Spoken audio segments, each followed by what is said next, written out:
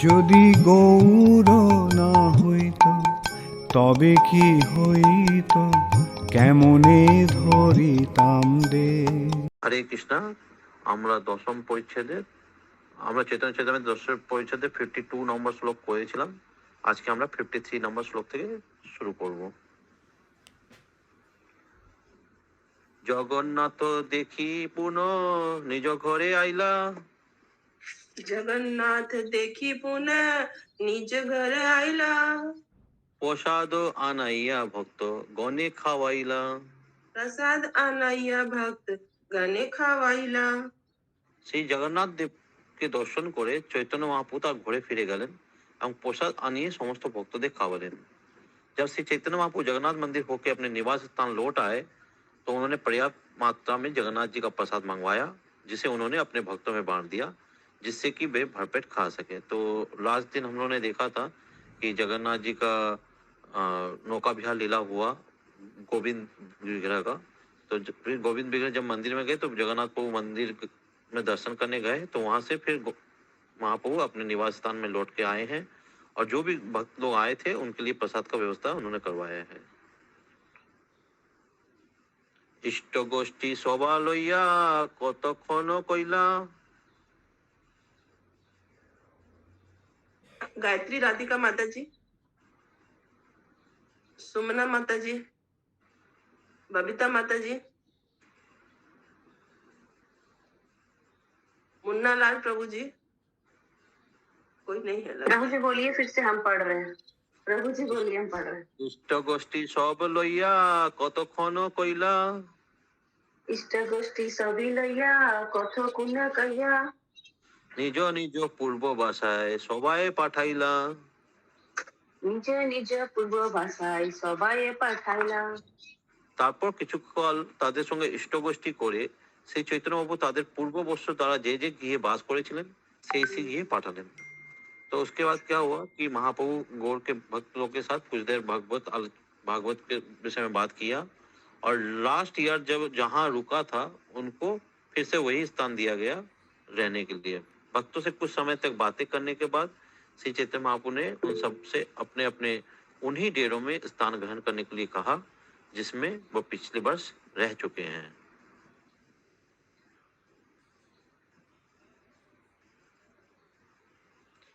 गोविंद ठाई राघव हरे झाली कृष्णा प्रभु, कितना नंबर श्लोक है? 55 माता जी, आप रीड कीजिएगा। गोविंद ठाई राघव झाली सोमर पिला, गोविंद गोविंद ठाई राघव झाली समर्पिला, भोजन गृहेर कने झाली गोविंद राखिला। झाली गोविंद राखिला। तो राघव पंडित ने खाद्य समय के थैले गोविंद को सौंप दिए, जिसने उन्हें भोजन करके एक कोने में रख दिया। राघव पंडित তার ঝালি गोविंदो के दिले ना, गोविंदो भोजन गृह कोने से झाली राखलेन। तो राघव पंडित ने जो झाली लाया था वो गोविंद को दे दिया, क्योंकि गोविंद ही महाप्रभु को प्रसाद देते हैं, तो इसलिए गोविंद के हाथों में सौंप दिया। गोविंद ने उसको प्रसाद भोजन गृह के एक कोने में उनको रखवा दिया। पूर्व बछरे झाली आजार कोरिया, बबीता माता जी, पूर्व बत्सर झालिया जाल कोरिया, दर्भ भरी बारे राखे अन्न गृहे लइया। द्रव्य भरी बारे राखे अन्न गृह लइया। গোবিন্দ পূর্ব বৎসরের ঝাঁদি খালি করে সেগুলি অন্ন দ্রব্যে ভরে রাখার জন্য অন্ন ঘরে রাখলেন। गोविंद ने पिछले वर्ष के थैलों को ठीक से खाली किया और उन्हें अन्य कमरों में दूसरी वस्तुओं से भरे जाने के लिए रख दिया। तो यहाँ पे ऐसा लग रहा है कि मतलब इतना प्रसाद भेजा गया था कि लास्ट ईयर का प्रसाद भी अभी तक खत्म नहीं हुआ और नया आ चुका है।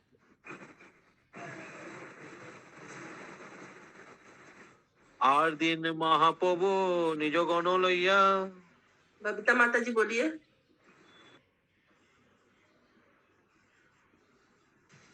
आर दिन महाप्रभु निज गण लैया, जगन्नाथ देखिलेन सज्ज थाने जाइया। জগন্নাথ দেখিলে সেই স্থানে যাইয়া। তারপরের দিন শ্রী চৈতন্য মহাপ্রভু খুব ভোরে তার ভক্তদের নিয়ে শ্রী জগন্নাথ देव शय्या থেকে उत्थाনের সময় श्री जगन्नाथ देव के दर्शन করলেন। अगले दिन भगवान जगन्नाथ के प्रातःकाल जगने के समय पर श्री चैतन्य महाप्रभु अपने निजी भक्तों के साथ भगवान जगन्नाथ का दर्शन करने गए। तो मतलब जब भगवान जागते हैं सुबह के टाइम पे, वो वाला दर्शन शय्या उत्थान है, मतलब उस जब टाइम क्या है जगन्नाथ के जगने का? वो तो मेरे को भी नहीं होता जी पता है। मंगला ओके, आरती पहले जागते होंगे जैसे अपने गोविंद जी जागते हैं। वहाँ मंगला आरती शायद नहीं होता। वो जगन्नाथ तो बोलते सोते ही नहीं है। सोते नहीं है, लेकिन जैसे मनु के देवता 2 लोग जब घंटा दर्शन का कर, बोलते हैं ना, मंदिर बंद होता है, देवता लोग हाँ मिलने आते हैं। हाँ, बस वो देवता लोग जब मिलके चले गए, उस जब मंदिर मतलब मनुष्य के लिए खोला गया, उसी को जागने का समय बताया गया है। क्योंकि मनुष्य के हिसाब से तो भगवान सोए हैं ना 2 घंटा, वो तो देवता लोग मिलने आए हैं, वो तो सब कोई को नहीं पता चल रहा है। तो उस हिसाब से भगवान जो 2 घंटा रेस्ट कर रहे हैं, उसके बाद जब मंदिर खोला गया है तभी वो पहुंचे हैं जरूर। यहाँ पे तो प्रातःकाल लिखा हुआ है, प्रातःकाल मतलब सुबह सुबह ही होगा, एकदम अर्ली मॉर्निंग, ब्रह्म मुहूर्त के पहले। एक बार 8 बजे गए थे तो मंदिर बंद था हम्म, हो सकता है कि एक बार जगन्नाथ खुल टेम्पल। फिर बंद होता होगा, जैसे अपने यहाँ कभी कभी कुछ कुछ जैसे सुबह खुलता है लेकिन फिर। वहाँ भोग भोग के समय बंद होता है प्रभु। वो तो माता जी मेरे को खुद को भी उतना आइडिया नहीं है जगन्नाथ जी का, आप ज्यादा गए हुए हो आप बता सकते हो। বেড়া সংকীর্তন তহা আরম্ভ করিলা, বেনা সংকীর্তন তাহা আরম্ভ করিলা, সাত সম্প্রদায় তবে গাইতে লাগিলা। সাত সম্প্রদায় তবে গাইতে লাগিলা। জগন্নাথকে দর্শন করে শ্রী চৈতন্য মহাপ্রভু মন্দিরে বেড়া সংকীর্তন আরম্ভ করলেন এবং 7টি সম্প্রদায়ে বিভক্ত হয়ে ভক্তরা कीर्तन করতে লাগলেন। भगवान जगन्नाथ का दर्शन करने के बाद श्री चैतन्य महाप्रभु ने बेड़ा संकीर्तन, गोलाकार संकीर्तन प्रारंभ किया। उन्होंने 7 टोलियां बनाई और वो कीर्तन करने लगे। जैसा हमने पहले भी देखा था, बेड़ा संकीर्तन के बारे में तात्पर्य में बताया गया है। बेड़ा संकीर्तনের বিশদ বিবরণ মধ্যলীলার একাদশ পরিচ্ছেদে 215 থেকে 238 শ্লোকে দ্রষ্টব্য। बेड़ा संकीर्तन की व्याख्या के लिए देखे मध्य लीला 11.215 से 238। तो बेड़ा संकीर्तन मतलब यहाँ पे जो समझ में आ रहा है, पहुपा जी ने जो मतलब यहाँ पे अर्थ में जो लिखा गया है, गोलाकार संकीर्तन मतलब गोल करके राउंड करके कीर्तन करना, वही बेड़ा संकीर्तन समझ में आ रहा है। क्योंकि इसका पूरा डिटेल्स तो वहाँ हम लोगों ने पढ़ा भी था। और जैसे पहले चैतन्य महाप्रभु ने 7 टोलियां बनाई थी कीर्तन के लिए, वैसे फिर से 7 टोली बनाई गई। 7 সম্প্রদায়ে নিত্য করে 7 জন, सुमना प्रभु जी बोलिए। हाँ बोलिए, मुन्ना प्रभु जी बोलिए। 7 সম্প্রদায়ে নিত্য করে 7 জন, অদ্বৈত আচার্য আর প্রভু নিত্যানন্দ। অদ্বৈত আচার্য আর প্রভু নিত্যানন্দ।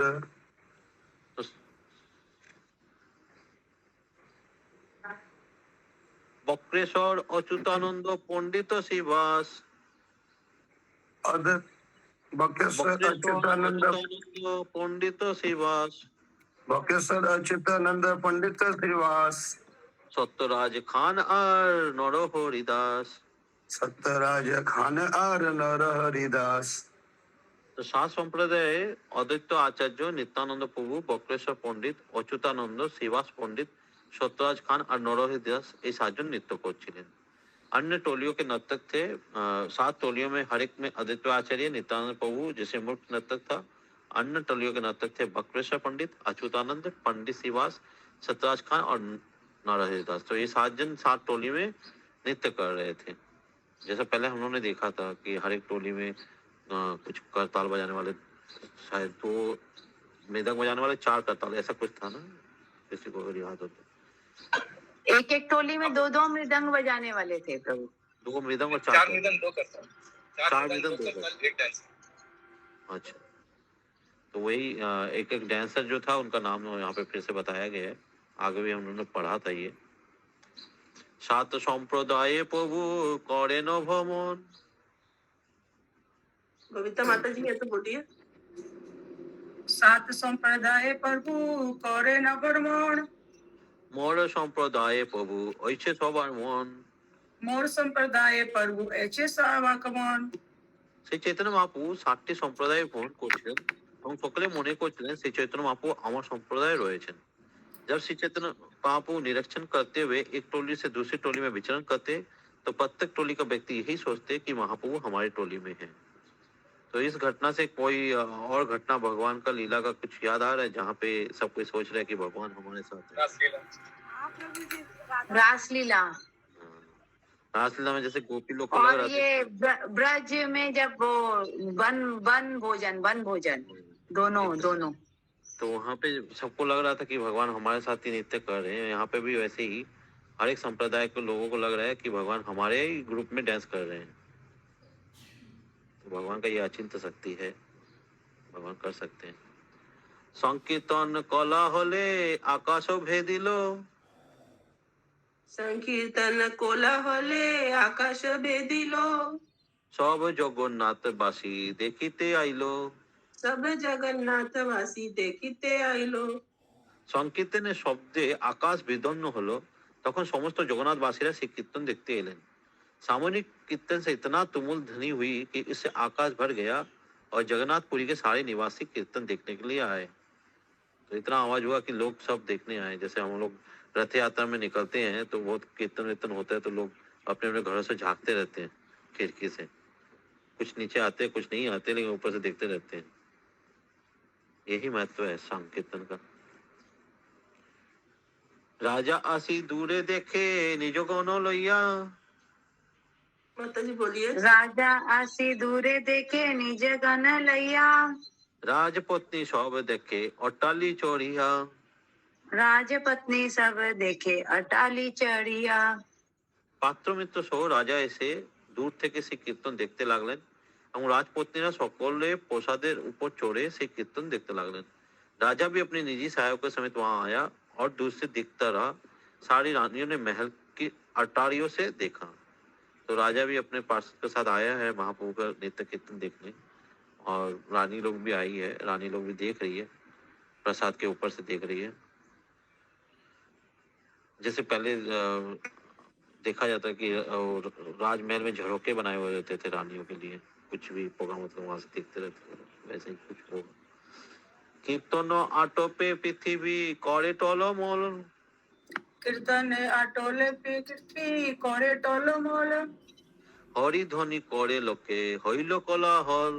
हरि ध्वनि करे लोक हेलो कोलाहल কীর্তনের তুমুল শব্দে পৃথিবী টলমল করতে লাগলো। সমস্ত লোকেরা হরিধ্বনি করতে লাগলেন। তখন প্রচন্ড কোলাহল হলো। कीर्तन की तेज ध्वनि से समस्त जगत कांपने लगा। जब सबने हरिनाम का कीर्तन किया तो उससे तुमुल ध्वनि उत्पन्न हुई। तो सोचिए मतलब कृष्णनाथ कविराज गोस्वामी बता रहे हैं मतलब, तो इसमें तो कोई डाउट है नहीं कि पूरा पृथ्वी टलमल कर रहा है, इतना जोर से कीर्तन कर रहे हैं और नित्यानंद प्रभु स्वयं नाच रहे हैं। भगवान जहाँ पे नाच रहे हैं, नित्यानंद प्रभु नृत्य और चैतन्य महाप्रभु का डांसिंग, साथ में इतने शुद्ध भक्तों का कीर्तन, क्या दृश्य रहा होगा वो। तुमुल ध्वनि क्या होता है प्रभु जी? तुमुल ध्वनि मतलब बहुत प्रचंड ध्वनि। तुमुल मतलब प्रचंड, बहुत बड़ा ध्वनि। এই মতো কতক্ষণ করাইলা কীর্তন मुन्ना प्रभु जी बोलिए এই মতো কতক্ষণ করাইল কীর্তন আপনে নাচিতে তবে প্রভুর হইল মন। আপনে নাচিতে তবে প্রভু হইল মন। এইভাবে কিছুক্ষণ কীর্তন করানোর পর শ্রী चैतन्य महाप्रभु नाचते इच्छा हलो। इस तरह महाप्रभु ने कुछ देर तक तो कीर्तन करवाया किंतु तब उन्हें स्वयं नृत्य करने की इच्छा हुई। तो अभी तक महाप्रभु नाच नहीं रहे थे, जस्ट खाली यहाँ से वहां भ्रमण कर रहे थे। अब महाप्रभु स्वयं नाचने वाले हैं। सात दिक्के सात संप्रदाय गाय बजाए सात दिके सात संप्रदाय गाय बजाय मध्य महाप्रेमावेशे नाचे गौर राय। मध्य महाप्रेमा वेशे नाचे गौर राय। तो 7 टोलियों में 7 दिशाओं में कीर्तन करने लगी तथा मृदंग बजाने लगी और श्री चैतन्य महाप्रभु बीचों बीच अत्यधिक प्रेमावेश में नृत्य करने लगे। 7 दिक के 7 संप्रदाय मृदंग करताल बाजिए कीर्तन करते लागलो और माঝখানে महाप्रेमेर आवेशे गौर राय नाचते लागलो।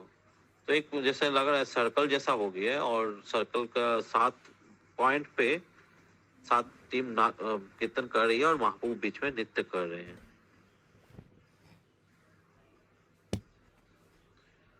উড়িয়া পদ মহাপ্রভুর মনে স্মৃতি হইল, उड़िया पद महाप्रभुर मने स्मृति হইল, স্বরূপের সেই পদ গাইতে আজ্ঞা দিল।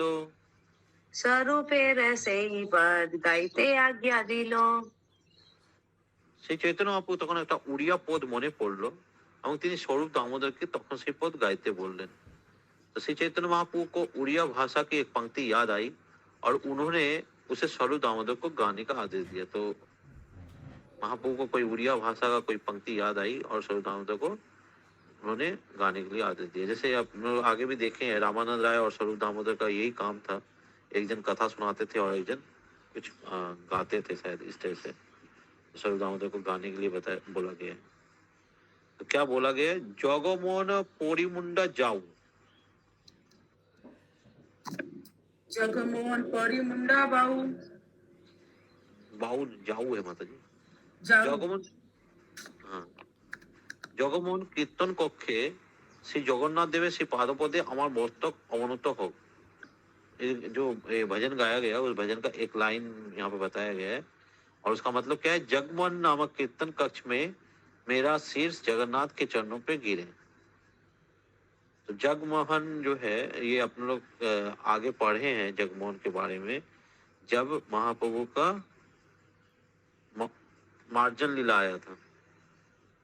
मार्जन लीला में बताया गया था ना कि एक एक जगह साफ किया जा रहा था, वहां पे जगमोहन का नाम आया था, जगमोहन को भी साफ किया गया था। तो गुंडीचा भगवान में, जब गुंडीचा हाँ में प्रभु। गुंडीचा में जगमोहन जो स्थान था, मतलब ये भगवान वहां पे मतलब प्रार्थना कर रहे हैं ऐसा। वहां पे बताया गया था कि जहाँ भगवान भोजन पाते हैं उसके सामने एक कक्ष था जहाँ से मतलब कीर्तन किया जाता है।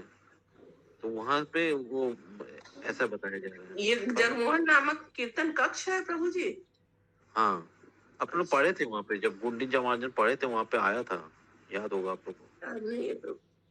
तो ये जब दोनों जगह है प्रभु फिर, सुंदराचल और इसमें गुंडीचा में। हो सकता है माता जी, लेकिन वहां पे तो आया था, इतना मेरे को याद है कि वहां पे जब क्लीनिंग वाला बात आया तो फिर बाद में बोला था कि ये सब क्लीन करने के बाद जगमोहन को क्लीन किया गया। এই পদে নৃত্য করেন পরম আবেশে, ना प्रभु जी बोलिए। এই পদে নৃত্য করেন পরম আবেশে, সব লোক চৌদিকে প্রভুর প্রেম জলে ভাসে।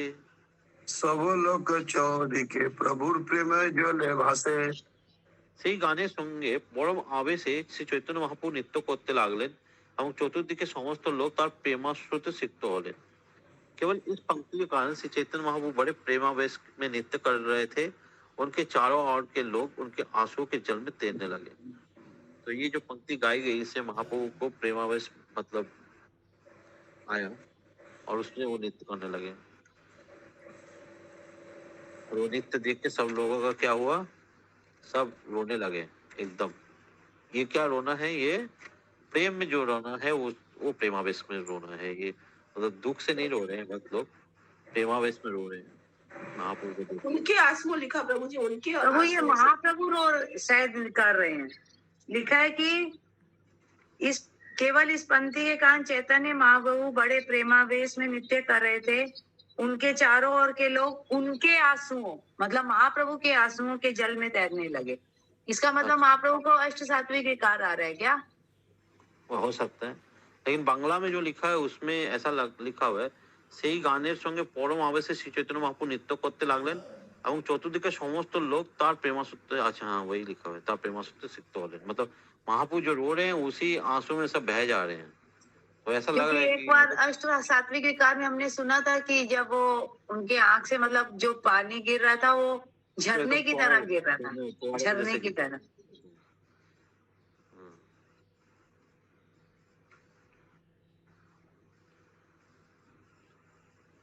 বলো বলো বলেন প্রভু শিবাহু তুলিয়া, बोलो बोल बोलो बोलो बोले न प्रभु श्री बाहु तुलिया হরি ধ্বনি করে লোকে আনন্দে ভাসিয়া। हरि ध्वनि करे लोके आनंदे भासिया। সেই চৈতন্য মহাপ্রভু দুভাব তুলে বলতে লাগলেন, বলো বলো, এবং সমস্ত লোকেরা তখন মহা আনন্দে মগ্ন হয়ে হরিধ্বনি করতে লাগলেন। दिव्य आनंद में तैरते हुए महाप्रभु ने अपनी दोनों बाहों उठाते हुए कहा, कीर्तन करो कीर्तन करो। दिव्य आनंद में तैरते हुए लोगों ने हरि नाम का कीर्तन करके प्रत्युत्तर देने लगे। जैसे हम लोग बोलते रहते हैं हरि बोल, वैसे ही महाप्रभु बोल रहे हैं। यहीं से आया है ये चीज। প্রভু পরি মূর্ছা যায় শ্বাস নাহি আর। प्रभु पड़ी मूर्छा जाए श्वास नहीं यार। আচম্বিতে উঠে প্রভু করিয়া হুঙ্কার। আচম্বিতে উঠে প্রভু করিয়া হুঙ্কার। সেই চৈতন্য মহাপ্রভু মূর্ছিত হয়ে পড়েছিলেন এবং তখন তার শ্বাস রুদ্ধ হয়ে যাচ্ছিল। তারপর হঠাৎ তিনি হুঙ্কার করে উঠে পুনরায় নৃত্য করতে শুরু করেছিলেন। तो महाप्रभु मूर्छित होकर भूमि पे गिर पड़े और उनकी सांस भी नहीं चल रही थी, किंतु वे सहसा उच्च ध्वनि करते हुए उठ खड़े हुए। तो देखा गया था, जैसे माता जी ने बोला, सात्विक विकार आते तो अलग अलग विकार आते, तो उसमें मूर्छित होना भी शायद एक है। तो मूर्छित हो गए थे, फिर अपने से ही वो उठ गए। सघन पुलक जेनो শিমুলের তরু। সঘন পুলক যেনা শিমুলের তরু। কভু প্রফুল্লিত অঙ্গ কভু হয় সরু। কভু প্রফুল্লিতাঙ্গ কভু হয় সরু। নিরন্তর পুলকে তার দেহ শিমুল গাছের মতো কণ্টকময় দেখাচ্ছিল। কখনো তার সেই অঙ্গ প্রফুল্লিত হচ্ছিল এবং কখনো অত্যন্ত ক্ষীণ হচ্ছিল। उनके शरीर के रोए खड़े हो गए मानो शिमूल बीज के कांटे हो। कभी उनका शरीर फूला हुआ दिखता तो कभी अत्यंत दुबला पतला। तो महाप्रभु जो अभी अष्टसात्विक विकार में आ गए, तो उनका शरीर का लोम एकदम कांटे जैसा लग रहा है। तो उसको कंपेयर किया गया शिमूल गाछ की तरह लग रहे हैं। शिमूल गाछ कांटों से भरा होता होगा, तो उनके जैसे देखने में लग रहे हैं। तो कभी कभी महाप्रभु के अंग क्या हो रहे हैं, प्रफुल्लित हो रहे हैं, और कभी कभी मतलब कभी फूल जा रहे हैं और कभी पतले हो जा रहे हैं एकदम। जैसे एक जगह पढ़ा था, जैसे महाप्रभु के मतलब कभी कभी अष्टदा के बिता रहे थे तो पूरे अंग अंदर में घुस जाते थे, कछुए के जैसे एकदम छोटे, और कभी कभी क्या होता है, हाथ पांव एकदम लंबे हो जाते थे। तो वैसे ही यहाँ पे रोए जो है वो खड़े हो गए हैं एकदम कांटे को तरह, और कभी कभी उनका शरीर फूल जा रहा है और कभी कभी दुबला पतला हो जा रहा है।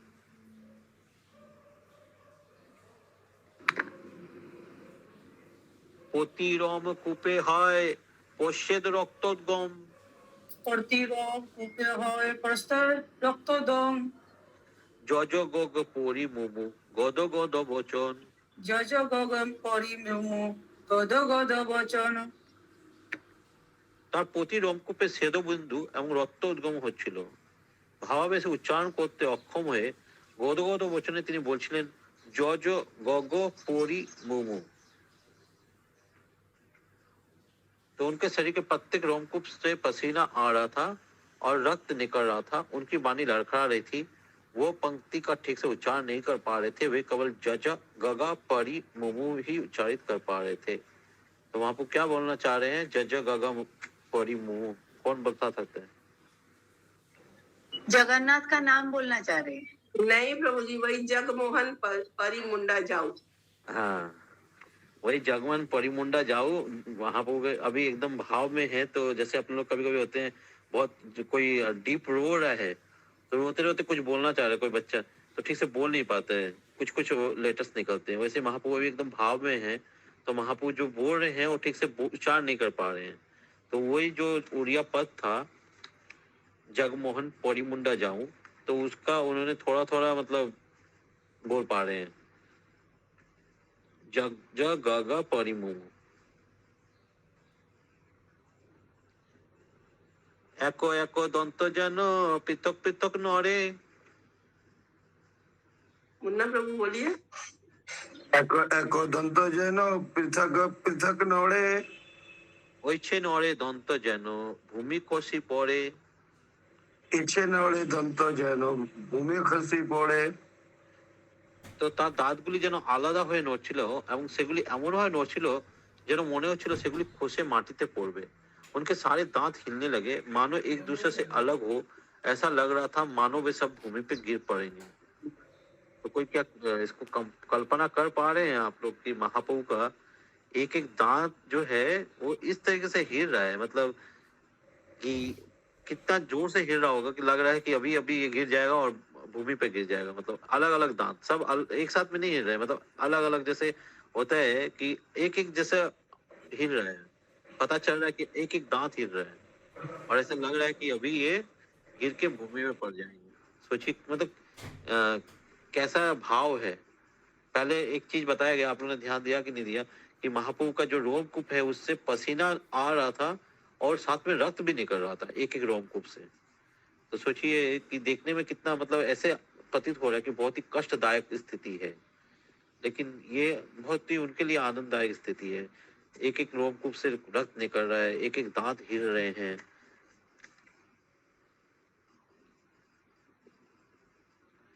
ক্ষণে ক্ষণে বাড়ে প্রভুর আনন্দ আবেশ। ক্ষণে ক্ষণে বাণে প্রভু আনন্দ আবেশ। তৃতীয় প্রহর হইল নিত্য নহে শেষ। তৃতীয় প্রহর হইল নিত্য নাহি শেষ।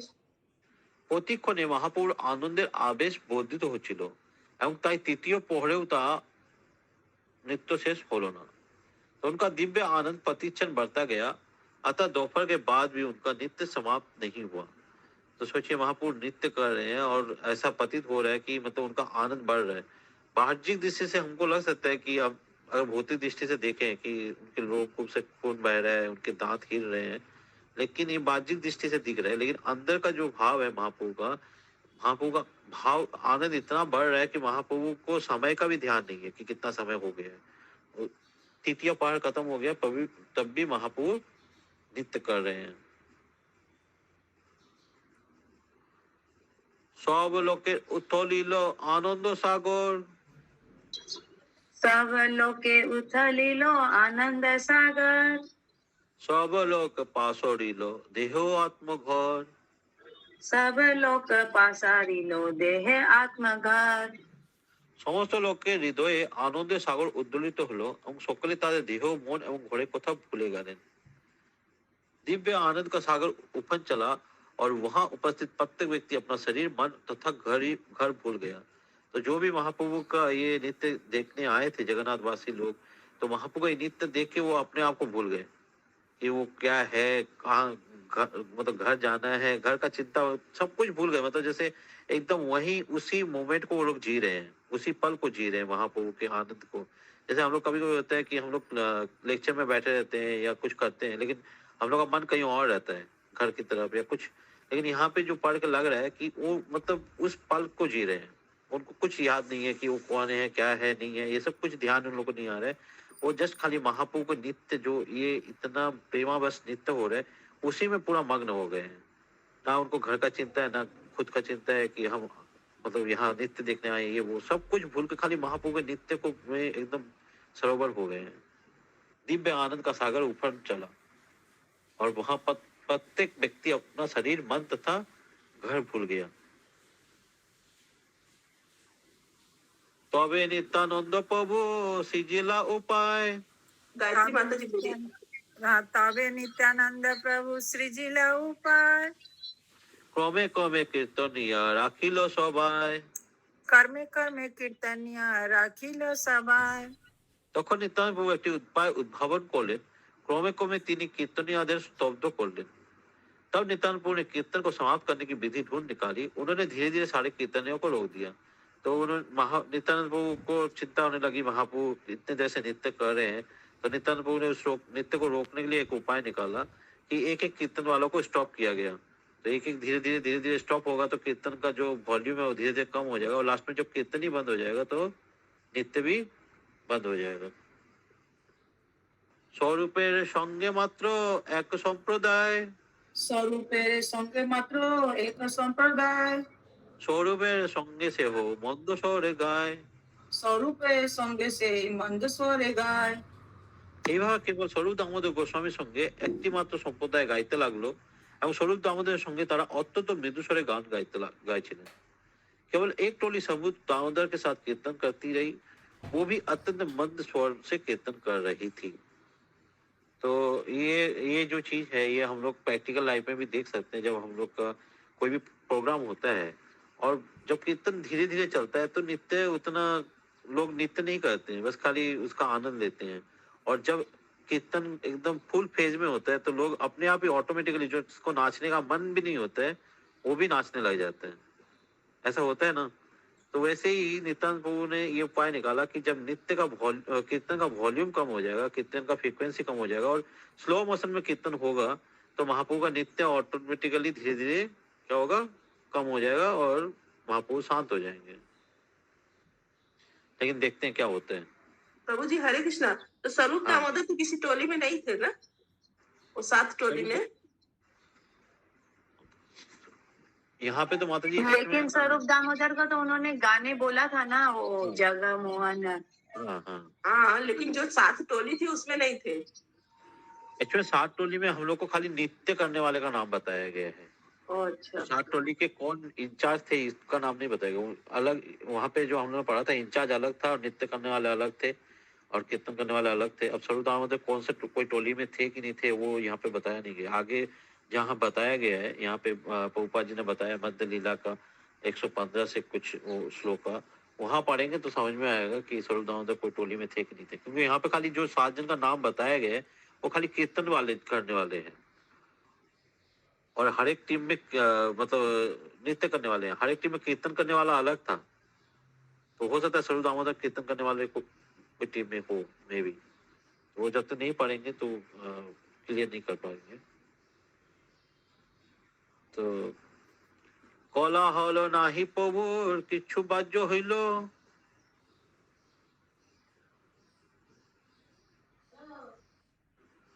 पुनः पूछो जी, बोलिए। কোলাহল নাহি প্রভুর কিছু বাহ্য হইল, কোলাহল নাহি প্রভুর কিছু বাহে হইল, তবে নিত্যানন্দ সবার সম জানাইল। তবে নিত্যানন্দ সবার শ্রম জানাইল। কোলাহল স্তব্ধ হওয়ায় মহাপ্রভু বাহ্য চেতনা হলো, তখন नित्यानंद प्रभु তাকে সকলের পরিশ্রমের কথা জানালেন। जब कोलाहल नहीं हो रहा था तो श्री चैतन्य महाप्रभु की बारी या चेतना लौटी, तब नित्यानंद प्रभु ने उन्हें कीर्तनिया तथा नर्तकों की थकान के बारे में सूचित किया। तो नित्यानंद प्रभु ने ये क्यों किया? देखिए, नित्यानंद प्रभु ने ये इसलिए किया कि महाप्रभु के लिए तो उन्होंने सोचा ही था मे बी, और यहाँ पे बाकी कीर्तनिया लोग भी टायर्ड हो जा रहे थे मृदंग बजाना। आप देखे होंगे कि बहुत देर तक कंटिन्यू कोई मृदंग बजाता है तो बहुत मतलब उसको बहुत परिश्रम करना पड़ता है मृदंग बजाने में। या करताल भी बहुत स्पीड में बहुत फुल पेज में बजाता है तो बहुत देर नहीं बजा सकते हैं लोग, ज्यादा देर नहीं बजा सकते। इसलिए हम लोग जब भी देखते हैं कि कीर्तन मेला वगैरह होता है तो एक बार कभी फुल भेज में होता है, फिर धीरे स्लो होता है, फिर मतलब कंटिन्यू स्पीड में नहीं चलता है, वो स्लो स्पीड ऐसे होते रहता है ताकि वो लोग को दिक्कत नहीं हो। यहाँ तो महाप्रभु नृत्य कर रहे हैं और फुल पेज में चल रहा है तो वो लोग भी टायर्ड हो गए थे, जो भी कीर्तन कर रहे थे, जो भी नाचने वाले थे। तो इसलिए महाप्रभु ने नित्यानंद प्रभु ने ये वाला व्यवस्था किया ताकि नृत्य बंद हो। और महाप्रभु को तो जब नृत्य कर रहे हैं तब तो कुछ बोल नहीं सकते हैं। तो जब महाप्रभु को जब ज्ञान आया तब महाप्रभु को उन्होंने बताया कि ऐसा ऐसा बात है, इसलिए नृत्य को रोका गया है, कीर्तन को रोका गया है। भक्त सम जानी कइला कीर्तन समापन, भक्त श्रम जानी कोइला कीर्तन समापन, सब लइया आसी कइला समुद्रे स्नपन, सभा लइया आसी कैला समुद्रे स्नपन। ভক্তদের পরিশ্রম হয়েছে জেনে শ্রী চৈতন্য মহাপ্রভু কীর্তন সমাপ্ত করলেন এবং সকলকে নিয়ে তিনি তখন সমুদ্রে স্নান করলেন। भक्त की थकान समझ के श्री चैतन्य महाप्रभु ने संकीर्तन रोक दिया, तब उन्होंने सबके साथ समुद्र में स्नान किया। तो जब उनको पता चला कि भक्त लोग सब थक गए हैं तो उन्होंने क्या किया, नित्य कीर्तन रोक दिया और सबको लेकर समुद्र में स्नान करने चले गए। और स्नान करने के बाद क्या लगती है, भूख लगती है। सब लइया प्रभु कैला प्रसाद भोजन, सब लैया प्रभु कैला प्रसाद भोजन, সবারে বিদায় দিলা করিতে শয়ন, सवारे विदाई दिला करीते शयन। तो श्री चैतन्य महाप्रभु ने उन सबों को प्रसाद दिया और उनसे अपने अपने निवास स्थान पर लौट जाने तथा आराम करने को कहा। সমস্ত ভক্তদের শ্রী চৈতন্য মহাপ্রভু প্রসাদ ভোজন করলেন এবং তারপর সকলকে বিশ্রাম করার জন্য বিদায় দিলেন। तो अब एक्चुअली में नेक्स्ट एक लीला शुरू हो रहा है। ये कितना श्लोक तक है नहीं समझ में आ रहा है।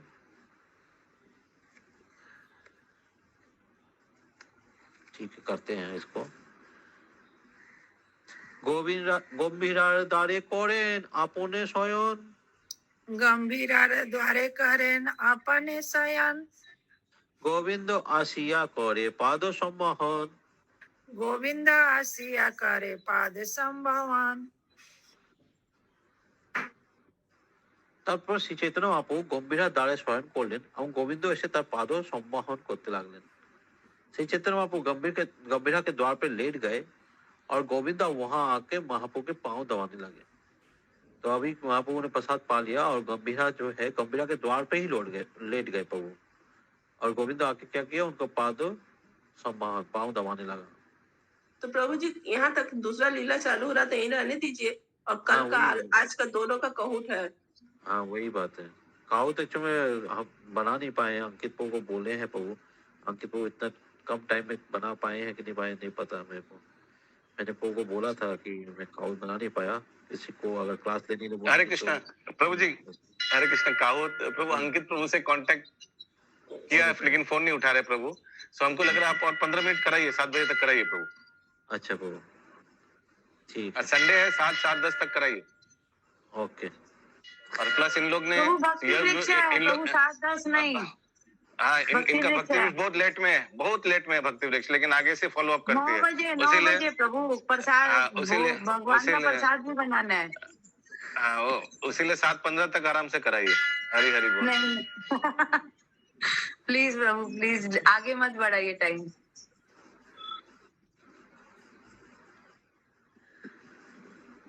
क्या करना है बताइए। आप करिए, कंटिन्यू कराइए प्रभु, कंटिन्यू कराइए। कराइए प्रभु जी, कराइए। अभी तो टाइम है 15 मिनट।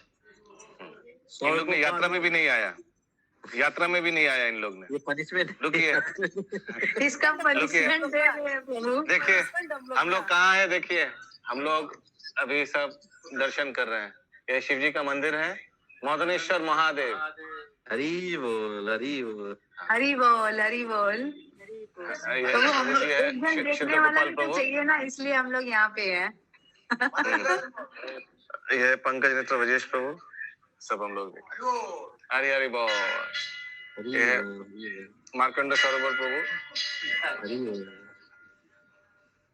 बहुत बढ़िया नाम, मार्कंडेय सरोवर प्रभु। ये है मदनेश्वर महादेव मंदिर। अभी प्रभु का श्रीमुख से हम लोग श्रवण करेंगे। शुद्ध गोपाल प्रभु की जय। हरी बोल। Yes continue. हम लोग का जो 2 दिन से चैतन्य चल रहा है, ऐसा है चैतन्य चैतन्य अभी जो 2 दिन में जो चल रहा है, कहीं पे कोई तात्पर्य ज्यादा आया नहीं है। खाली श्लोक का है, कंटिन्यू में बहुत श्लोक का कवर हो गया है 2 दिन में। काउट होगा तो बहुत ज्यादा श्लोक होगा।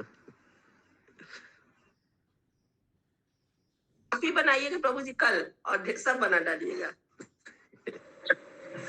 कल खाली काउट ही होगा, कल खाली काउट होगा लंबा एकदम। Mega cout. সর্বকাল আছে এই সুদৃঢ় নিয়ম, সর্বকাল আছে এই সুহৃদ নিয়ম, প্রভু যদি প্রসাদ পাইয়া করেন শয়ন, প্রভু যদি প্রসাদ পায়া করেন শয়ন, গোবিন্দ আসিয়া করে পাদ সম্মাহন, গোবিন্দ আসিয়া করে পাদ সম্মোহন, তবে যাই প্রভুর শেষ করেন ভোজন। তবে যায় প্রভু শেষ করে না ভজন। ভোজন দীর্ঘকাল ধরে এই সুদূর নিয়ম ছিল যে শ্রী চৈতন্য মহাপ্রভু যখন প্রসাদ পেয়ে শয়ন করতেন, তখন গোবিন্দ এসে তার পাদ সম্মাহন করতেন এবং তারপর তিনি श्री चैतन्य महाप्रभु अवशेष भोजन करते। तो ये दीर्घ काल से चला आ रहा स्थायी नियम था कि भोजन के बाद श्री चैतन्य महाप्रभु विश्राम करने के लिए लेट जाते और गोविंद आकर उनके पांव दबाता। तब गोविंद श्री चैतन्य महाप्रभु का शेष प्रसाद ग्रहण करता था। तो पहले गोविंद क्या करते थे, पहले भोग महाप्रभु को खिलाते थे, महाप्रभु खाने के बाद स्वयं करते थे, गोविंद आकर उनका पाद सम्मान पांव दबाते थे, फिर जाके वो प्रसाद पाते थे।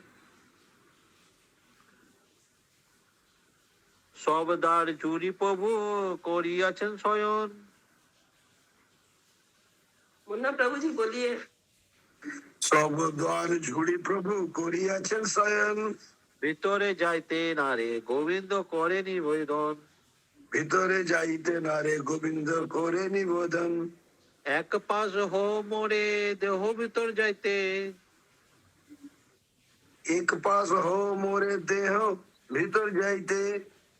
প্রভু কয় শক্তি নাহি অঙ্গ চালাইতে। प्रभु कहे शक्ति नहीं अंग चलाइते। तो इस बार जब महाप्रभु लेटे तो उन्होंने पूरा द्वार खेल दिया, इससे गोविंद कमरे के भीतर ना प्रवेश कर सका। इतने उन्होंने निम्न प्रार्थना की। गोविंद ने कहा कृपया एक और करवट ले ले और मुझे कमरे में प्रवेश करने दे, किंतु महाप्रभु ने उत्तर दिया अपना शरीर हिलाने डुलाने की मुझमें शक्ति नहीं है। মহাপ্রভু সমস্ত দ্বার আগলে শুয়েছিলেন, তাই গোবিন্দ ভিতরে যেতে পারছিলেন না। অবশেষে গোবিন্দ তাকে অনুরোধ করলেন আপনি একটু পাশ ফিরুন আর আমাকে ভিতরে যেতে দিন। মহাপ্রভু তখন বললেন আমার শরীর ছড়াবার মতো শক্তি নেই। तो यहाँ पे देखा जा रहा है कि महाप्रभु इतना कीर्तन किए हैं और टायर्ड हैं, तो महाप्रभु ने प्रसाद पाके क्या किया, दरवाजे पे ही सो गए और गोविंद बोल रहे हैं कि मुझे अंदर जाने दीजिए सेवा करने के लिए, उनका पाँव दबाना था। तो महाप्रभु बोले कि मेरे शरीर में शक्ति नहीं है हिलने की भी। तो यहाँ पे पता नहीं एग्जाम से करना ठीक होगा क्या। तो ये तो भगवान में शक्ति नहीं है ऐसा तो हो नहीं सकता, लेकिन भगवान क्योंकि एक जब भक्त के जैसे लीला कर रहे हैं तो भगवान दिखा रहे हैं कि मैं नित्य कीर्तन करके थक गया हूँ और मैं अब हिल नहीं सकता हूँ। लेकिन इसमें भी महाप्रभु की कोई इच्छा होगी, कोई सीख देना चाहते हैं महाप्रभु इस लीला के माध्यम से जरूर। बार बार गोविंद कहे एक दिक होते। बार बार गोविंद कहे एक दिक होते। प्रभु कहे अंग आमी नारी चालाइते। प्रभु कहे अंग आमी नारी चलाइते। বারবার গোবিন্দ তাকে অনুরোধ করতে লাগলেন একদিকে একটু সরার জন্য, কিন্তু মহাপ্রভু বললেন আমি আমার শরীর সরাতে পারছি না। गोविंद ने कहा, गोविंद ने बार बार अनुरोध किया किंतु महाप्रभु ने उत्तर दिया मैं अपने शरीर हिला डुला नहीं सकता। तो महाप्रभु पूरा रास्ता ब्लॉक करके सो गए हैं। गोविंद बार बार रिक्वेस्ट कर रहे हैं कि आप थोड़ा सा साइड दीजिए, मेरे को अंदर जाने दीजिए ताकि मैं सेवा कर सकूं। महाप्रभु बोल रहे हैं कि मैं इतना टायर्ड हूं कि मैं अपना बॉडी हिला नहीं सकता। गोविंद कहे करिते चाहि पाद सम्मोहन। गोविंद कहे करिते चाहि पाद संवाहन। प्रभु कहे करो बा ना करो जेई लय तुम्हार मन। प्रभु कहे करवाना कर जेई लाहे तोर मन তোমার মন। গোবিন্দ তখন তাকে বললেন আমি আমার পাদ সম্মান করতে চাই, কিন্তু মহাপ্রভু বললেন তুমি তা করো বা না করো তা নির্ভর করছে তোমার इच्छार ऊपर। गोविंद ने बार बार अनुरोध किया मैं आपके पाँव दबाना चाहता हूँ, किंतु महाप्रभु ने कहा चाहे दबाओ चाहे ना दबाओ ये सब तुम्हारे मन पर निर्भर है। तो ये वाला श्लोक से लेकिन मेरे को फील हो रहा है, पता नहीं आप लोग को हो रहा है कि नहीं हो रहा है, कि महाप्रभु कुछ तो महाप्रभु के मन में चल रहा है कि महाप्रभु यहाँ पे एक लाइन बोल रहे हैं कि तुम करना चाहते हो नहीं करना चाहते तुम्हारा मन। तो परीक्षा ले रहे प्रभु जी, परीक्षा ले रहे गोविंद का। महाप्रभु उनका मन टटोलना चाह रहे हैं कि उनके मन में क्या है और कैसे वो करते हैं। हाँ वो क्या करना चाहता है, अब क्या करेगा ये महाप्रभु देखना चाह रहे हैं। इस लाइन से तो एकदम लग रहा है कि करो बा ना करो जेई तुम्हार मन। तबे गोविंद बहिर्बास तार उपरे दिया। तबे गोविंद बाहिर्बास तार उपरे दिया। ভিতরে ঘরে গেলা মহাপ্রভুরে লঙ্ঘিয়া। भीतर घरे गेला महाप्रभु लांगिया। তখন গোবিন্দ মহাপ্রভু সিং অঙ্গের উপর তার বহির্বাস বিছিয়ে তাকে ডিঙ্গিয়ে ঘরের ভিতরে গেলেন। तब गोविंद ने महाप्रभु के शरीर पर चादर डाल दी और इस तरह वो उन्हें लांग के कमरे में प्रवेश कर गया। तो वो गोविंद ने क्या किया, डायरेक्ट प्रवेश नहीं किया, तो उनके ऊपर चादर बिछा दी, उसके बाद प्रवेश किया। ये हो सकता है कि एक एटीट्यूड हो, कुछ कि डायरेक्ट नहीं क्रॉस करना है। तो वो ये भी हो सकता है ना, चादर इसलिए डाली कि जैसे पाँव में धूल वूल लगी रहती है तो महाप्रभु को ना वो तो एक दीजिए। चीज है, भगवान के ऊपर पाँव की धूल नहीं पड़े हम्म। इसलिए चादर डाल दी। पाद सम्माहन कैल कोटि पृष्ठ चापिल पाद संबोहन केलो कोटि पृष्ठ चापिलो मधुर मर्दने प्रभुर परिश्रम गেল। मधुर मर्दन प्रभु परिश्रम गेलो। গোবিন্দ শ্রী চৈতন্য মহাপ্রভু পা টিপে দিলেন এবং কোমর ও পিঠ টিপে দিলেন। তার মধুর মর্দনে মহাপ্রভুর সমস্ত শ্রান্তি দূর হয়ে গেল।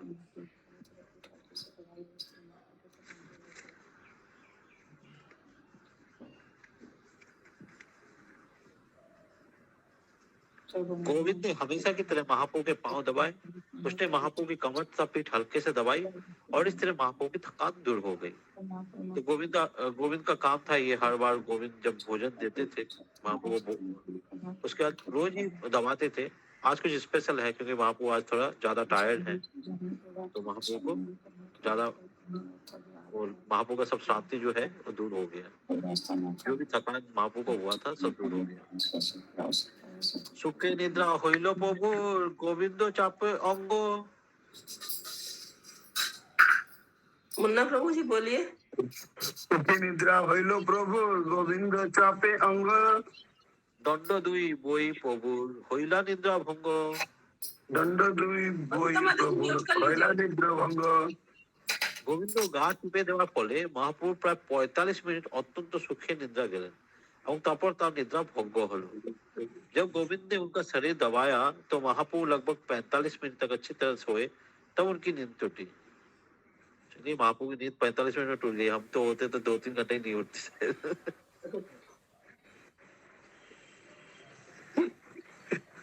गोविंदे देखिया प्रभु बोले क्रुद्ध হইয়া।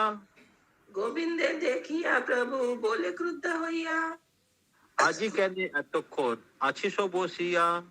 আজি কেন এতক্ষণ আছিস বসিয়া। মোরে নিদ্রা হইলে কেনে না গেলা প্রসাদ খাইতে। মোরে নিদ্রা হইলে কেন না গইলে প্রসাদ খাইলে।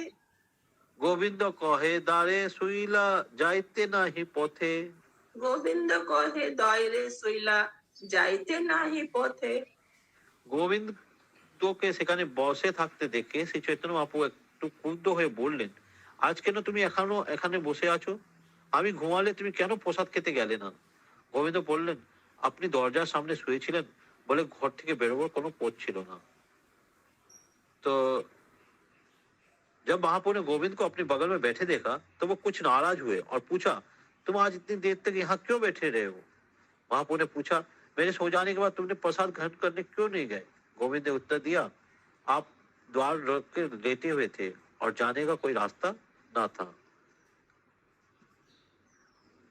प्रभु कहे ভিতরে তবে আইলা কেমনে।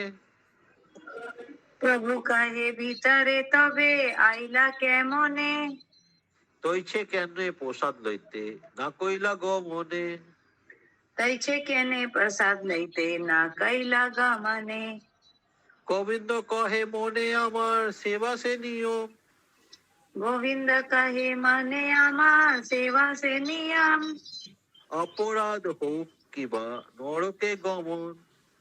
अपराध हो कि बा नरके गमन। तो जब महाप्रभु पूछे कि तुम गए क्यों नहीं, तो उन्होंने बोला कि आप सोए हुए हैं। तो महाप्रभु ने बोला कि तुम अंदर कैसे आए थे? मतलब जैसे अंदर आए थे वैसे ही चला जाना चाहिए था। तो गोविंद बोल रहा है कि सेवा করা আমার কর্তব্য। अच्छा, सेवा लागी एक श्लोक और पढ़ लेते हैं एक साथ। सेवा लागी कोटि प्रभु और मन मन में गोविंद ने कहा था, एक बार ये मन वाला ही श्लोक मन में उसने कहा कि सेवा करना मेरा कर्तव्य है, चाहे अपराध करना पड़े या नरक जाना पड़े। एक श्लोक और पढ़ लेते हैं माता जी कंटिन्यू में। सेवा लागी कोटि अपराध नाही गुनी। सेवा लागी कोटि अपराध नाही गणी। স্বনির্মিত অপরাধ আভাসে ভয় মানি। स्वनिमित्त अपराध है, आभासे भय मानी। তো প্রভুনে পুছা চৈতন্য প্রভু তখন বললেন, তুমি ঘরের ভিতরে এসেছিলে কি করে? যেভাবে ঘরের ভিতরে এসেছিলে সেভাবে প্রসাদ দিতে গেলে না কেন? तो महाप्रभु ने उनको पूछा, जैसे गोविंद ने बोला कि आप द्वार रोक के लेटे हुए थे, तो महाप्रभु ने पूछा तुमने कमरे में प्रवेश कैसे किया? उसी तरह से तुम भोजन करने बाहर क्यों नहीं गए? जैसे तुमने प्रवेश किया वैसे ही तुम बाहर चले जाते।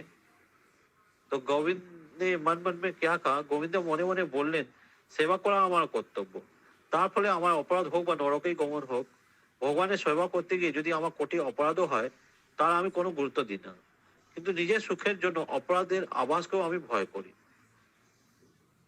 गोविंद ने मन मन उत्तर दिया, मेरा कर्तव्य तो सेवा करना है, चाहे मुझे अपराध करना पड़े या नरक जाना पड़े। यदि महाप्रभु की सेवा के लिए मुझे करोड़ों अपराध करने पड़े तो भी मैं बुरा नहीं मानूंगा, किंतु मैं अपने लिए एक अपराध की झलक से भी अत्यधिक डरता हूँ। तो सोचिए यहाँ पे गोविंद का भाव कितना, मतलब बहुत गंभीर भाव है कि गोविंद अंदर आया था, उस टाइम उनका क्या प्रयोजन था? सेवा करना, महाप्रभु का सेवा करना। इसलिए उसने क्या किया, चादर बिछा के अंदर आ गया। अब चादर लगा के वो बाहर जाएगा तो ये क्या प्रयोजन से जाएगा? अपना अपना भोजन के लिए जाएगा, अपने पेट भरने के लिए जाएगा। तो इसलिए उसको लग रहा है कि मैं अपने लिए अगर ये अपराध करूंगा तो वो अपराध बहुत बड़ा अपराध है मेरे लिए, और महाप्रभु की सेवा के लिए मैं अपराध कर रहा हूँ तो वैसे मैं 100 अपराध भी करूँ तो मुझे कोई डर नहीं है, क्योंकि भगवान की सेवा के लिए मैं कर रहा हूँ, क्योंकि उन्होंने भगवान की सेवा के लिए बंद करके रखा है। तो ऐसे सेवा के लिए अगर करोड़ों अपराध भी करना पड़े तो बुरा नहीं मानूंगा। तो भगवान की सेवा के लिए उन्होंने अपराध किया, चादर बिछा के आ गए, लेकिन अपने लिए उन्होंने महाप्रभु को नहीं क्रॉस किया। ये वो खाली मन में सोच रहे हैं, महाप्रभु को नहीं बोल रहे हैं। এত সব মনে করি গোবিন্দ রহিলা, এ তো সবে মনে করি গোবিন্দ রহিলা, প্রভু যে পুছিলা তার উত্তর না দিলা। प्रभु जे पूछिला तार उत्तर ना दिला। इस तरह सोच के गोविंद मोड़ रहा, उसने महाप्रभु के प्रश्न का कोई उत्तर नहीं दिया। মনে মনে এইভাবে বিচার করে গোবিন্দ চুপ করে রইলেন। শ্রী চৈতন্য বাবু তাকে প্রশ্ন করছিলেন, তার উত্তর তিনি দিলেন না। तो उन्होंने कोई प्रश्न का उत्तर नहीं दिया, मतलब कुछ तर्क नहीं दिया कि मेरा ऐसा विचार है, ये है, वो है। तो इस घटना से एक मेरे को गुरु महाराज का एक लीला याद आता है कि गुरु महाराज को प्रभुपाद जी ने बाटी चोचरी बनाना सिखाया था और बताया था कि बहुत ज्यादा घी डालना है, बहुत ज्यादा मिर्ची डालना है, ऐसे बनाना है। और प्रभुपाद जी का एक बार तबीयत खराब था तो गुरु महाराज क्या किए, तो उनको लगा कि प्रभुपाद का तबीयत खराब है, इतना मिर्ची डालना सही नहीं होगा, तो उन्होंने कम मिर्ची डाला। घी तो डाला लेकिन मिर्ची कम डाला, तो क्या टेस्ट बिगड़ गया। तो प्रभुपाद उनको 3 दिन तक चेस्टाइज करते रहे, जब भी देखते तब भी डांटते, है मैंने तुमको सिखाया, तुम भूल कैसे गए ऐसा। लेकिन गुरु महाराज ने एक बार भी नहीं बोला कि क्या विचार उनके मन में चल रहा था। फिर लास्ट में एक दिन प्रभुपाद ने पूछा कि तुमने ऐसा क्यों किया, एकदम शांति से पूछा, तब उन्होंने अपना मतलब भाव व्यक्त किया। तो वही चीज यहाँ पे भी देखने को मिल रहा है कि गोविंद चुपचाप, मतलब मौन है, वो बोल नहीं रहे अपने भाव को, और भगवान तो सब जानते हैं। हालांकि প্রত্যহ প্রভুর নিদ্রায় जान प्रसाद लইते, प्रत्यह प्रभुर निद्रा जान प्रसाद लेते, সে দিবসের শ্রম দেখি লাগিলা চাপিতে। से दिवसेर श्रम देखी लागिला चापिते। প্রতিদিন মহাপ্রভু ঘুমোলে গোবিন্দ প্রসাদ নিতে যেতেন, কিন্তু সেদিন महाप्रभु परिश्रम देखे गोविंद तार शरीर टिपते लागले। गोविंद का अभ्यास था कि वो तब भोजन करता जब महाप्रभु सोए होते, किंतु उस दिन महाप्रभु की थकावट देखकर गोविंद उनके शरीर को दबाता रहा। যাইতেও পথ নাহি যাইবে কেমনে, যাইতে পথ নাহি যাবে কেমনে, মহা অপরাধ হয় প্রভুর লঙ্ঘনে। মহা অপরাধ হয়ে প্রভুর লঙ্ঘনে। ঘরের বাইরে যাওয়ার কোনো পথ ছিল না, তাই তিনি ঘরের বাইরে কি করে যাবেন, অথচ महाप्रभु डिगिए गले महा अपराध হবে। चूंकि जाने के लिए कोई रास्ता ना था, अतः वो कैसे जाता। जब उसने महाप्रभु के शरीर को लांघने का सोचा तो उसे लगा कि ये बहुत बड़ा अपराध है। तो देखिए, जब वो अपने भोजन के लिए महाप्रभु को लांघने का सोचा तो उसे लगा कि ये बहुत बड़ा अपराध है। এই সব হয় ভক্তি শাস্ত্র সূক্ষ্ম মর্ম। এই সব হয় ভক্তি শাস্ত্র সূক্ষ্ম মর্ম। চৈতন্য কৃপায় জানে এই সব ধর্ম। চৈতন্যের কৃপায় জানে এই সব ধর্ম। এই সমস্ত বিচার ভক্তি শাস্ত্রের সূক্ষ্ম মর্ম। শ্রী চৈতন্য মহাপ্রভুর কৃপায় কেবল এই সমস্ত তত্ত্ব जाना जाए। भक्ति में ये सब शिष्टाचार की सूक्ष्म बातें हैं जिसने श्री चैतन्य महाप्रभु की कृपा प्राप्त की है, केवल वही उन तत्वों को समझ सकता है। সকাম কর্মীরা ভগবত ভক্তির সূক্ষ্ম সিদ্ধান্ত হৃদয়ঙ্গম করতে পারে না, ও তারা কেবল আচার অনুষ্ঠানের বিচার করে বলে বুঝতে পারে তা যে ভগবত ভক্তি কিভাবে ভগবানের সন্তুষ্টি বিধান করে। माता কর্মীদের जी বিচার म्यूट कर लीजिए। কর্মীদের বিচার কেবল ধর্ম অর্থ কাম আর মোক্ষের মধ্যে সীমাবদ্ধ। এগুলি যদিও ধর্ম অনুষ্ঠানের জাগতিক ফল মাত্র, তাই কর্মীরা কেবল তা নিয়েই ব্যস্ত থাকে। এই ধরনের আচার অনুষ্ঠানকে বলা হয় কর্ম। কর্মীরা माता जी ভগবত म्यूट कर लीजिए। माता जी म्यूट करिए, आवाज आ रहा है आपके। सुमना माता जी। अच्छा अच्छा। কর্মীরা ভগবত ভক্তিকে অত্যন্ত তুচ্ছভাবে গ্রহণ করে, তাই তারা জড় কার্যকলাপের স্তরেই আবদ্ধ থাকে বলে ওদের বলা হয় প্রাকৃত সহজিয়া। বাৎসল্য এবং মধুর রসে যে কিভাবে শুদ্ধ ভগবত ভক্তি সম্পাদন করা হয় তা তারা বুঝতে পারে না, কেননা তা কেবল শুদ্ধ ভক্তির প্রতি श्री चैतन्य महाप्रभु विशेष कृपा प्रभाव हृदयंगम करा जाए। तो जिसको महाप्रभु की कृपा मिलेगी वही भगवत भक्ति के तत्वों को समझ पाएगा, नहीं तो क्या होगा, वो इसको बहुत सस्ता मानेगा और साहजिया लोग जैसे मानते हैं वैसा हो जाएगा। कर्मी जन भक्ति के सूक्ष्म तत्वों को नहीं समझ सकते क्योंकि वे भक्ति के विधि विधान परक महत्व को ही स्वीकार करते हैं, किंतु ये नहीं जानते कि भक्ति किस तरह भगवान को तुष्ट करती है। कर्मी जन औपचारिक क्रियाओं को धर्म अर्थ काम और मोक्ष की उन्नति करने का साधन मानते हैं। तो वो यद्यपि- औपचारिक क्रिया मतलब धार्मिक क्रिया। औपचारिक क्या मतलब जस्ट खाली औपचारिक बोलते हैं ना, फॉर्मलिटी। ड्यूटी जैसे वो लोग एक फॉर्मेलिटी करते हैं जस्ट खाली इस क्रियाओं को। यद्यपि ये धर्म का पालन करने के भौतिक परिणाम मात्र है, किंतु कर्मीजन उन्हें ही सब कुछ मानते हैं। ये अनुष्ठान कर्म कहलाते हैं। जो कर्मी भक्ति को शीतलता पूर्वक ग्रहण करते हैं और इस तरह भक्ति कर्म के स्तर पर बने रहते हैं, वो प्राकृत सहजिया कहलाते हैं। वे ये नहीं समझ पाते कि वात्सल्य तथा माधुर्य प्रेम में किस तरह शुद्ध भक्ति की जाती है, क्योंकि उसे वही शुद्ध भक्त समझा जा सकता है जिस पर श्री चैतन्य महाप्रभु की विशेष कृपा होती है। तो वो लोग क्या है कि जस्ट खाली बाहर का जो ड्यूटी है उसी को ही वो लोग एम्फसाइज कर रहे हैं, अंदर के तत्वों को वो लोग नहीं जानते हैं। वो लोग जस्ट खाली कर्म को ही मेन मान रहे हैं कि जैसे वो लोग क्या करते हैं, भगवान जो किए हैं उसको वो लोग फॉलो करने का कोशिश कर रहे हैं, लेकिन ये नहीं जानते कि भगवान का ड्यूटी अलग है और हमारा ड्यूटी अलग है। भगवान को हम लोग अनुसरण कर सकते हैं, अनुकरण नहीं। तो भगवान को अनुसरण करने का अर्थ है भगवान की जो शिक्षा है उसका पालन करना। ये नहीं कि हम भगवान के जैसे रासलीला करें या भगवान के जैसे पोशाक पहन के नित्य कीर्तन करें, ऐसा नहीं है। इन लोग इसको चीप मान लेते हैं भगवान से, मतलब वो लोग भगवान के चरित्र से ये शिक्षा लेते हैं, अच्छा भगवान ने ऐसा किया हमको भी ऐसा करना है, लेकिन ऐसा संबंध थोड़ी ना है। वो लोग रासलीला को बहुत चीप ले लेते हैं, लेकिन वो लोग ये नहीं समझ पाते कि भगवान जो रासलीला कर रहे हैं, भगवान कौन है, भगवान भोक्ता है सब चीजों के, और ये जितनी भी जीवात्मा है वो उनका सेवा करने के लिए ही है। क्योंकि रामलीला में भगवान ने सबको एश्योरेंस दिया था कि सबको आनंद देंगे, उसी लिए उन्होंने ये लीला की है।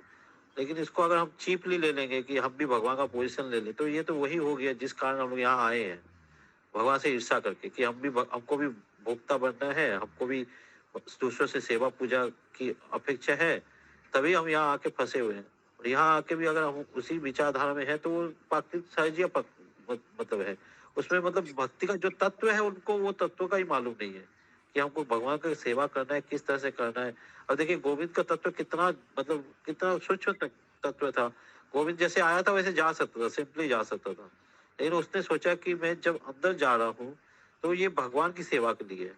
लेकिन अभी मैं भगवान की सेवा हो गई, अब बाहर जाना मतलब मैं अपने लिए भगवान को क्रॉस करूंगा, तो ये बहुत बड़ा अपराध है। तो यहाँ पे कृष्णा कविराज गोस्वामी इसीलिए इस तत्व के लिए इतना बता रहे हैं। प्रभुपाद जी ने ये तत्व समझाने के लिए इतना बड़ा तात्पर्य दिया है। देखिए अभी तक इतना श्लोकों में कोई तात्पर्य आया नहीं था, इसमें एक तात्पर्य प्रभुपाद जी ने इसीलिए दिया है कि हमको भक्ति के तत्व को थोड़ा समझना पड़ेगा। हरे कृष्ण प्रभु। हरे कृष्ण प्रभु जी। तो तात्पर्य के शुरू लाइन में तो है परक महत्व कोई स्वीकार करते हैं, परक महत्व के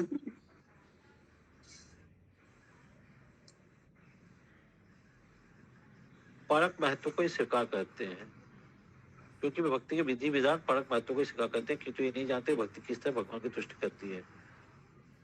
तो वो लोग क्या है कि जस्ट खाली जो आचार है उसी को वो लोग स्वीकार कर रहे हैं, जो मतलब एक्शन है, लेकिन एक्शन के पीछे क्या तत्व है उसको वो लोग स्वीकार नहीं कर रहे हैं।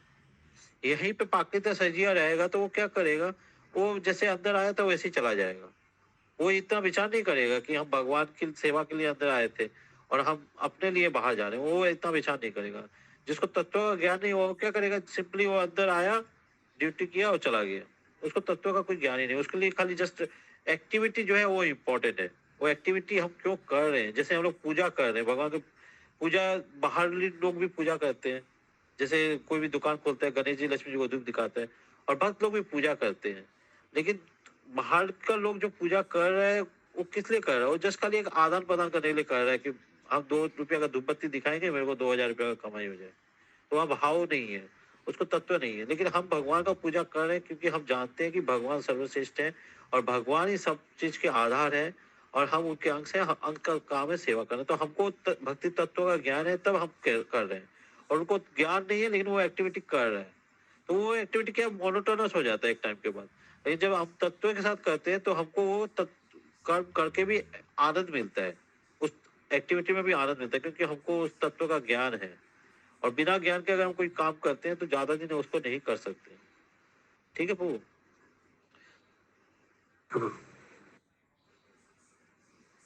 तो एक श्लोक और करते हैं, ये वाला। काफी टाइम हो गया, टाइम बहुत हो गया प्रभु। वैसे एक लास्ट श्लोक कर लेते हैं।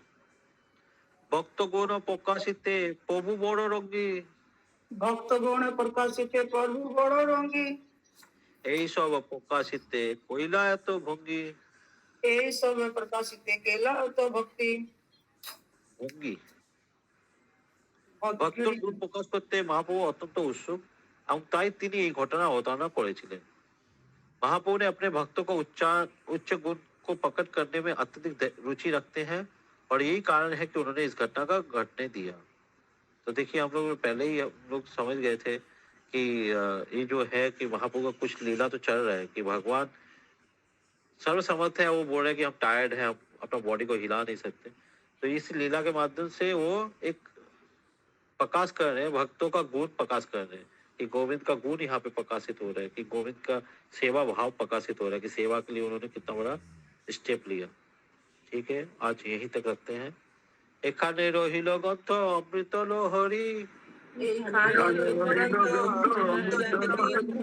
बदन भरिया सबे बोलो हरि हरि। बदन भरिया हरि